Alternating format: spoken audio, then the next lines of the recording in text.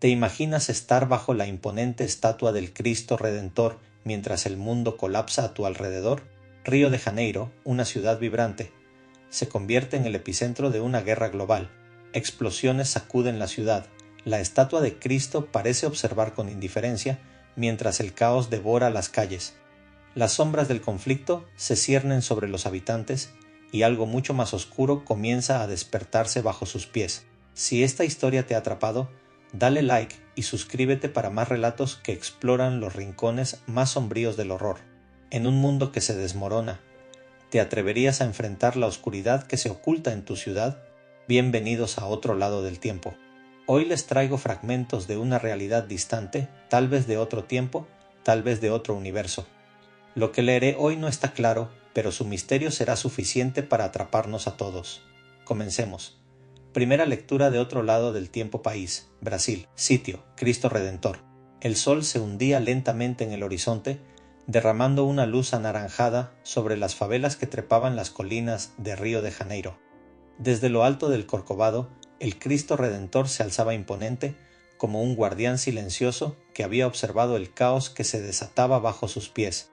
Pero hoy ese símbolo de esperanza parecía frágil, inútil, una estatua observando el final de todo. Había visto las noticias. Sabíamos que las guerras en otras partes del mundo habían alcanzado niveles sin precedentes, pero en Río estábamos en esa burbuja de falsa tranquilidad. Pensábamos que estábamos demasiado lejos, que nuestros problemas eran otros. ¡Qué necios! Todo cambió hace 3 días, cuando los cielos rugieron y las nubes se tiñeron de rojo. No hubo advertencias, no hubo tiempo para prepararse. Todo comenzó con los estruendos en la costa.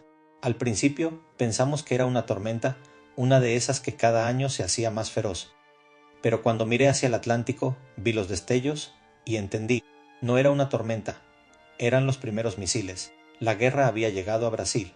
Desde el centro de la ciudad se oían las sirenas, las alarmas que trataban de coordinar a una población desconcertada. Pero, ¿quién puede coordinarse cuando el suelo mismo tiembla bajo tus pies? Las explosiones comenzaron en la bahía, arrancando pedazos del puerto, de los barcos que se incendiaban y hundían en cuestión de minutos. Nadie entendía de dónde venían los ataques. Las alianzas globales, las traiciones, todo se mezclaba en un torbellino de confusión. Rusia, China, Estados Unidos. Poco importaba quién fuera el agresor cuando el mundo entero parecía estar en llamas. Vi a gente correr en todas direcciones. Algunos trataban de llegar a lo alto de las montañas, creyendo que desde allí estarían a salvo. Otros, desesperados, saqueaban tiendas buscando lo esencial: comida, agua, cualquier cosa que pudiera prolongar sus miserables vidas unas horas más. Yo estaba allí, bajo la sombra del Cristo, observando cómo el caos consumía mi ciudad. Las carreteras colapsaron, los túneles se llenaron de escombros y las favelas, tan vulnerables, comenzaron a arder. Y aún así, el Redentor seguía ahí, con los brazos abiertos, como si pudiera hacer algo para detener lo inevitable. Había quienes se arrodillaban ante la estatua, rezando con fervor, pero sus plegarias no alcanzaban el cielo.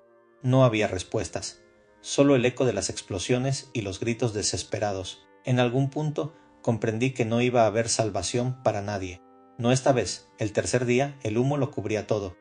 El sol, ese que tantas veces había visto pintar los atardeceres de Río, desapareció bajo una nube densa de cenizas y humo negro. Los pájaros, aquellos que solían sobrevolar la estatua, no volaban más. Decidí subir al Cristo. Tal vez, desde allí, podría ver algo. Podría entender lo que estaba ocurriendo en su totalidad. Las escaleras estaban cubiertas de polvo y escombros. La gente las había abandonado, dejando atrás mochilas, ropa, todo lo que consideraban esencial en su huida. Subí solo. Cada paso me acercaba a la cima, pero también al abismo de la desesperanza, porque ¿qué sentido tenía seguir? ¿Qué propósito quedaba en un mundo donde las ciudades caían una tras otra? São Paulo estaba ardiendo. Salvador ya no respondía. La guerra lo devoraba todo.